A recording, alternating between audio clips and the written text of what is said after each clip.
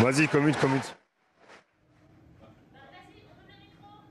Voilà pour ce meeting de Marine Le Pen au Parc Chano à Marseille. Discours sur l'autorité et la sécurité devant quelques 3000 militants dans l'une des plus anciennes villes de France, selon ses termes. Baptiste Mockensturm, vous êtes dans la salle Parc Chano, une salle chauffée à blanc.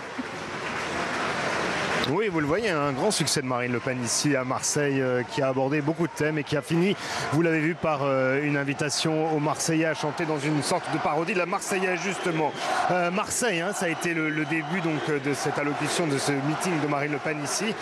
Marseille, symbole du terrible échec de Nicolas Sarkozy sur l'insécurité, a dit Marine Le Pen, qui a dit pourquoi tant de laxisme, pourquoi tant de considération pour les victimes, et aussi où est passé le Karcher de Nicolas Sarkozy, qui avait été promis en 2007. Marine Le Pen qui présente au moment où je vous parle le président d'honneur du Front National, Jean-Marie Le Pen, ici accueilli en grande star. Lui qui a mené évidemment beaucoup de meetings ici à Marseille et qui a été aussi, vous vous en souvenez, candidat pour le Front National lors des régionales, les dernières régionales. Jean-Marie Le Pen qui est applaudi aussi bien d'ailleurs que l'avocat marseillais Gilbert Collard, qui est aux côtés donc de Marine et de Jean-Marie Le Pen. L'autre thème important qui a été abordé ici par Marine Le Pen, c'est celui de la justice. Elle souhaite donc neutraliser les 5000 voyous des quartiers. Mais je vous propose peut-être d'écouter Jean-Marie Le Pen.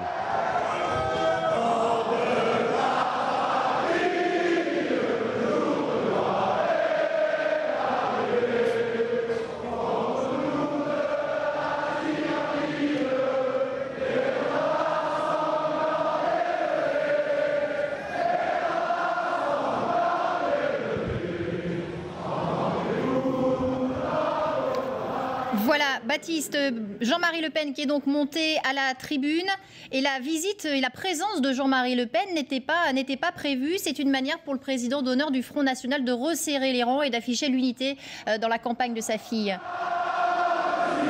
Absolument, c'était pas prévu. On pensait même que lorsqu'il allait monter sur la tribune, c'était peut-être pour faire une déclaration, en rajouter au discours de sa fille. Mais ils ne font que chanter l'hymne français. Je vous le disais, une grande partie de ce meeting a été consacrée à la justice. Marine Le Pen a demandé à ce que plus aucune prestation sociale ne soit reversée aux récidivistes délinquants et aux criminels. Et elle a aussi demandé l'interdiction des syndicats de magistrats qui influencent les jugements et la politique. Et puis elle a aussi demandé le rétablissement de la double peine qui avait été supprimée par Nicolas Sarkozy en 2007, et elle souhaite que les étrangers effectuent leur peine dans leur pays d'origine sans espoir de retour. Et puis aussi sur l'assimilation, l'immigration, un des dossiers chers au Front National. Elle a dit que l'assimilation n'était pas donnée comme une carte de fidélité dans un magasin de mode et qu'il était impossible d'assimiler aujourd'hui le nombre d'immigrés qui rentraient en France. Elle a d'ailleurs chiffré à 10 millions le nombre d'immigrés qui étaient rentrés en France depuis 30 ans. Et puis elle a fini aussi sur l'éducation elle a demandé un retour de l'autorité morale, fustigeant l'éducation des 68 arts. Elle a demandé le fin du tutoiement des maîtres, et elle a demandé aussi à ce que soit transféré, que l'éducateur, le maître, ne soit plus un animateur, voire un gardien d'une bande de voyous. Et puis enfin elle a fini aussi par un long plaidoyer contre Nicolas Sarkozy. Pourquoi tiendrait-il d'ici 5 ans les promesses qu'il n'a pas tenues depuis 2007?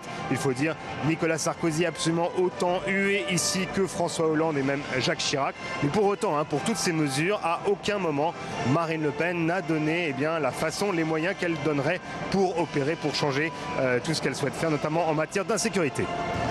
Merci beaucoup pour ce décryptage, Baptiste Mockensturm en duplex de Marseille. Et on revient bien évidemment dans quelques instants sur ce meeting de Marine Le Pen axé sur l'autorité et la sécurité. Restez avec nous sur iTélé.